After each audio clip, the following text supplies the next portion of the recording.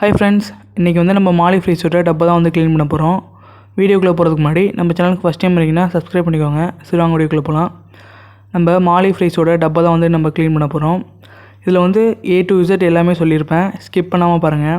இப்போ பார்த்தீங்கன்னா நம்ம வந்து மாலி டப்பா வந்து க்ளீன் பண்ணுறதுக்கு முன்னாடி அதில் இருக்க பிளான்ட்லாம் வந்து ஃபஸ்ட்டு வெளில எடுத்துக்கலாம். இதில் என்னென்ன பிளான்ட் போட்டிருக்கேன்னு பார்த்தீங்கன்னா மணி பிளான்ட்டும் ஃபாக்ஸ் டெயில் தான் வச்சுருக்கேன். ஃப்ரைஸ் இருக்கிற டப்பில் வந்து மேக்ஸிமம் இந்த மாதிரி பிளான்ட் இருக்கிறது ரொம்ப நல்லது ஃப்ரெண்ட்ஸ். அப்போ தான் வந்து ஃப்ரைஸோட க்ரோத் நல்லாயிருக்கும். நம்ம வந்து டப்பா க்ளீன் பண்ணுறதுக்கு என்ன யூஸ் பண்ணுறோன்னு பார்த்தீங்கன்னா, நம்ம வந்து ஒரு 5 மீட்டரில் வந்து ஒரு ஓஸ் வாங்கியிருக்கோம். அதை வந்து ஒரு ஸ்டிக்கில் வந்து டைப் பண்ணியிருக்கேன். எதுக்குன்னு பார்த்தீங்கன்னா, அப்போ தான் வந்து நம்ம டப்புக்கு அடியில் இருக்கிற வேஸ்டேஜ்லாம் வந்து ஈஸியாக எடுக்க முடியும். நம்ம மாலி ஃப்ரைஸோட டப்பில் இருந்து ஒரு 40 to 50% வாட்டர் மட்டும் தான் எடுப்போம். மேக்ஸிமம் வந்து அந்த 50% வாட்டர்லேயே வந்து ஃபுல் வேஸ்ட்டுமே எடுத்துருவோம். இப்போ பாருங்கள் எப்படி எடுக்குதுன்னு. இப்போ வந்து அந்த ஒயிட் டப்பில் வந்து நம்ம வேஸ்ட்டு எப்படி க்ளீன் பண்ணுறோம் நல்லா சூப்பராக தெரியுது பாருங்கள். உங்கள் ஃப்ரெண்டு யாராச்சும் புதுசாக மீன் வளர்க்குறாங்க, அவங்களுக்கு வந்து எப்படி ஃப்ரைஸ் வந்து மெயின்டைன் பண்ணுறதுன்னு தெரியலனாலும் அவங்களுக்கு வந்து இந்த வீடியோ ஷேர் பண்ணுங்கள். எப்படி வந்து டப்பா க்ளீன் பண்ணுறது இந்த மாதிரி வந்து A to Z வந்து ஃபுல்லாகவே சொல்லியிருப்பேன். இதை வந்து ஃபுல்லாக ஸ்கிப் பண்ணாமல் பாருங்கள். இப்போ பார்த்தீங்கன்னா வந்து நம்ம வந்து வாட்டரை எடுக்கிறப்ப அதை ரெண்டில் வந்து ஒரு டப்பா வந்து கண்டிப்பாக வச்சாகணும். ஏன்னா வந்து இப்போ நம்ம வந்து ஃப்ரைஸோட டப்பா தான் வந்து க்ளீன் பண்ணுறோம். இப்போ வந்து இந்த மாதிரி க்ளீன் பண்ணுறப்ப நம்ம ஃப்ரைஸஸும் வந்து அந்த ஓஸில் மாட்டுறதுக்கு நிறைய வாய்ப்பு இருக்குது. அதனால தான் வந்து அதை ரெண்டுலேருந்து ஒரு டப்பு வச்சிட்டோம்னா சப்போஸ் வந்து ஃப்ரைஸ் அதில் வந்தாலுமே அந்த டப்பில் போய் கலெக்ட் ஆகிடும். மறுபடியும் அந்த ஃப்ரைஸை வந்து ரிட்டன் இந்த டப்புலேயே விட்டுறலாம். இப்போ பார்த்திங்கன்னா இந்த மாதிரி பொறுமையாக தான் வந்து அதில் இருக்கிற வேஸ்டஸ்லாம் எடுத்துகிட்டு இருக்கோம். இப்போ வந்து இதில் ஆட் பண்ணுறதுக்கு வாட்டர்னு பார்த்திங்கன்னா ஏஜ்டு வாட்டர் தான் யூஸ் பண்ணணும். ஃப்ரைஸஸை பொறுத்தவரையும் புது வாட்டர்லாம் ஆட் பண்ணிங்கன்னா சீக்கிரமாகவே வந்து ஃப்ரைஸ் வந்து டெத் ஆகிடும். அதனால் வந்து ஏஜ்டு வாட்டர் தான் வந்து யூஸ் பண்ணணும். ஏஜ்டு வாட்டர்னு பார்த்திங்கன்னா 1 வீக்குக்கு முன்னாடியே வந்து ஒரு டப்பில் வந்து வாட்டர் ஃபுல்லாக பிடிச்சி 1 வீக்குக்கு அப்புறமா தான் யூஸ் பண்ணுவோம். இப்போ வந்து நம்ம வேஸ்டஸ்லாம் வந்து இந்த மாதிரி கப்பில் எடுத்துட்டோம். இப்போ பாருங்கள் ஃப்ரைஸஸ்லாம் வந்து நல்லா ஆக்டிவாக இருக்குது. அந்த வேஸ்ட்டெல்லாம் ஃபுல்லாக எடுத்ததுக்கப்புறமா உள்ளே எவ்வளோ நீட்டாக இருக்குது பாருங்கள். மேக்ஸிமம் வந்து எல்லாமே எடுத்தாச்சு.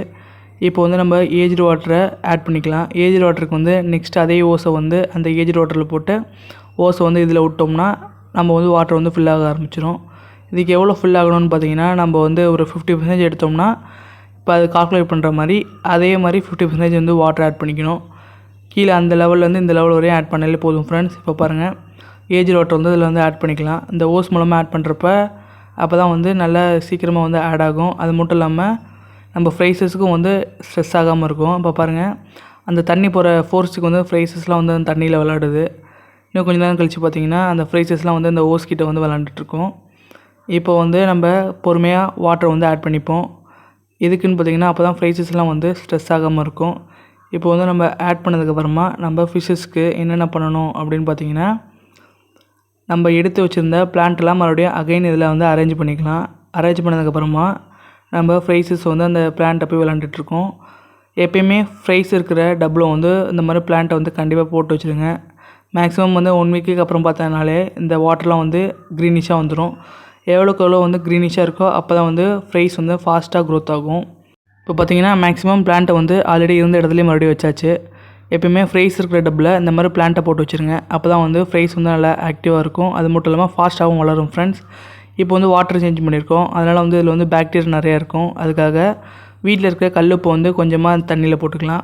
இது வந்து 20 லிட்டர் டப்னால ஓரளவு வந்து நல்லா ஸ்ப்ரெட் ஆகிற மாதிரி நிறையா கல்லுப்பு போட்டுக்கோங்க.